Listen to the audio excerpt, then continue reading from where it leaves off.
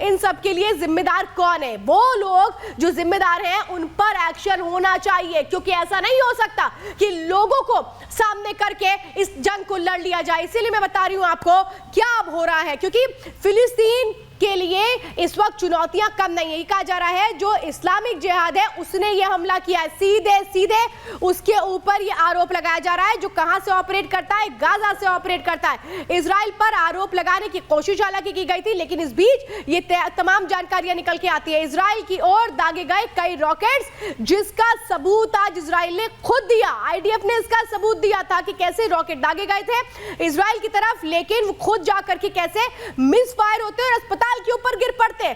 तो इजराइल की ओर से एक तरह से इजराइल को चूंकि टारगेट किया जा रहा है, इसीलिए कई रॉकेट दागे गए थे। इजराइल को लेकर के सिर्फ बयानबाजी की जा रही है, ये बात निकलकर सामने आई है। एक रॉकेट मिस फायर होकर अस्पताल पर गिरा था, जो ये आज साफ तौर पर बताया गया, और इसके पीछे सीधे फिलिस्तीन इस्लामिक जिहाद का हाथ है। इसके सबूत आज पेश कर दिए गए हैं। जो इजराइल है उसने आज इसके सबूत पेश किए हैं। वीडियो दिखाया गया है, आतंकियों का कबूलनामा भी सामने आया कि कैसे उन्होंने रॉकेट दागा था, लेकिन वो वहां पर मिस फायर हो गया। और आईडीएफ की आज बड़ी प्रतिक्रिया सामने आई है। क्या कहा गया है आईडीएफ चीफ की तरफ से, सुनिए जरा। The IDF has concluded an after-action review and confirmed that the Islamic Jihad was responsible for the strike at the Al-Hali Al-Ma'adani hospital in Gaza. They understood with absolute certainty that it was a rocket misfired by Islamic Jihad. तो चलिए जरा कुछ और तस्वीरें भी आपको दिखाते हैं। अभी आपने आईडीएफ चीफ का बयान सुना, जाओ साफ तौर पे बता रहे हैं कि कैसे इसके पीछे एक और ग्रुप जो गाजा से ही ऑपरेट होता है उसने ये सब कुछ किया। देखिए 17 तारीख की तारीख आप देख रहे हैं कैसे जो रॉकेट एक के बाद एक दागे गए। शाम का वक्त था जब अस्पताल में लोगों की मौजूदगी थी, उन्हें किसी को नहीं पता था कि ये जो रॉकेट है वो अस्पताल पे आकर गिरेगा। हवा में एक छोटा सा ब्लास्ट होता है, हर कोई चौंक जाता है, क्योंकि शाम को 6:59 पर वो हुआ जिसकी उम्मीद किसी को नहीं थी। आप समझिए ये वो ग्रुप है, टेररिस्ट ग्रुप, जो अंदर मौजूद है गाजा के, सालों से वहां ऑपरेट कर रहे हैं। और अस्पताल के अंदर जोरदार जो धमाका होता है उसकी तस्वीरें आप देख रहे हैं, और ये तस्वीरें बता रही हैं कि आखिर कैसे इन लोगों ने अब गाजा के लोगों को ही अपनी ढाल बना ली है। इससे जुड़ी एक रिपोर्ट दिखाते हैं।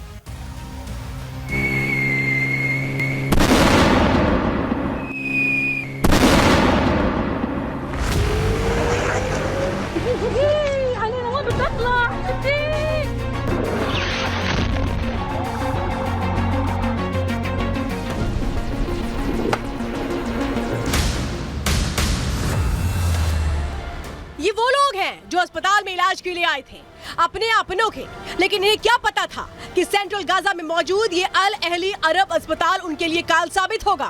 दिन था मंगलवार और वक्त हो रहा था शाम के 6:59 जब अचानक अस्पताल के पार्किंग एरिया में धमाका होता है और सब कुछ तहस नहस हो जाता है। 500 लोग अपनी जान से हाथ धो बैठते हैं। गाजा की धरती लहू लुहान कर दी जाती है। अल अहली अरब अस्पताल में लाशों के ढेर लग जाते हैं। चारों तरफ चीख पुकार मच जाती है। यह हमले इजराइल और आतंक के बीच चल रही जंग में सबसे बड़े टर्निंग पॉइंट का काम करता है। हजारों लोगों की जान का दुश्मन हमास इसके लिए इजराइल को जिम्मेदार ठहराता है, और इजराइल फिलिस्तीन इस्लामिक जिहाद को, जिस फिलिस्तीन इस्लामिक जिहाद को इजराइल की सेना हमलावर बता रही है, वो हमास के बाद गाजा का दूसरा सबसे बड़ा आतंकी संगठन है। पीआईजी के खिलाफ इजराइल बाकायदा कई सबूत दुनिया के सामने रखता है, जो ये बताते हैं कि इस हमले के पीछे सिर्फ और सिर्फ आतंकी संगठन फिलिस्तीन इस्लामिक जिहाद ही है। With absolute certainty that it was a rocket misfired by Islamic Jihad. इस वीडियो को देखिए जो साफ तौर से दिखाता है कि ये रॉकेट गाजा से इजराइल की तरफ दागे गए थे, लेकिन मिसफायर हो जाता है। जो रॉकेट इजराइल में जाकर तबाही मचाने के लिए दागे गए थे वो गाजा में ही गिर जाते हैं। आसमान में जाकर ये रॉकेट जिस एंगल से नीचे अस्पताल में गिरा, ये चीख चीख कर सबूत दे रहा है इस हमले का सूत्रधार कौन है, इसका जिम्मेदार कौन है। इजराइल की तरफ से ऐसे कई सबूत विश्व के सामने आ गए हैं जो गवाही दे रहे हैं कि आतंक के रास्ते पर रहे हैवानों ने एक बार फिर नरसंहार किया, सैकड़ों जानों का कत्लेआम किया। and a rocket fired by a Palestinian terrorist misfired and landed on a Palestinian hospital. The entire world was rightfully outraged, but this outrage should be directed not in Israel. Israel में हुए इस हमले में क्या बच्चे, क्या बुजुर्ग, क्या महिलाएं, हर उस मासूम को अपनी जान से हाथ धोना पड़ा, जिसका कसूर सिर्फ इतना था कि वो गाजा में मौजूद था। इजराइल का साफ कहना है कि जो ऑपरेशन नेतन्याहू गाजा में घुसकर चलाना चाहते हैं, उससे आतंकी डर गए हैं, इसलिए वो विक्टिम कार्ड खेल रहे हैं, कायरो की तरह अंतर्राष्ट्रीय दबाव बनाने की कोशिश कर रहे हैं, जिसके आगे इजराइल झुकेगा नहीं, बल्कि मुंह तोड़ जवाब देगा।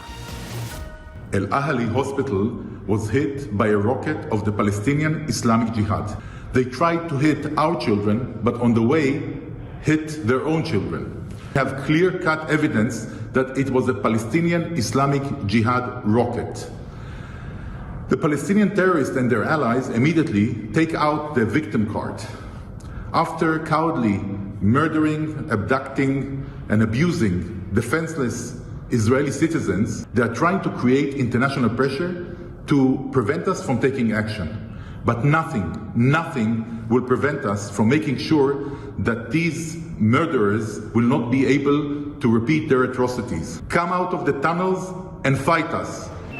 गाजा में अस्पताल में हुआ यह हमला दुनिया के लिए खतरे का सायरन बनकर बजा। इस अटैक के बाद पूरी दुनिया में हड़कंप मच गया, लेकिन एक सबूत इजराइल की तरफ से हमास आतंकियों के बीच बातचीत का भी जारी किया गया। इजराइल ने हमास के लड़ाकों की ऑडियो रिकॉर्डिंग मीडिया को सुनाकर बताया कि वो खुद मान रहे हैं कि हमला फिलिस्तीनी इस्लामिक जिहाद संगठन ने किया है। بقول لك اول مره بنشوف الصاروخ زي هيك والشظايا هذه، فبقول لك تبع الجهاد الصواريخ الجهاد الاسلامي هاي، فهم بقولوا تعاون الجهاد الاسلامي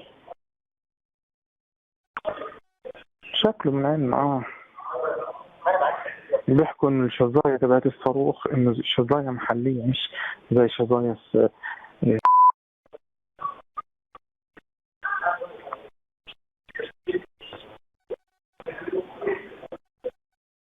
عاد هذول تلاقيهم من المقبره الورا دي بفلك محط فيهم.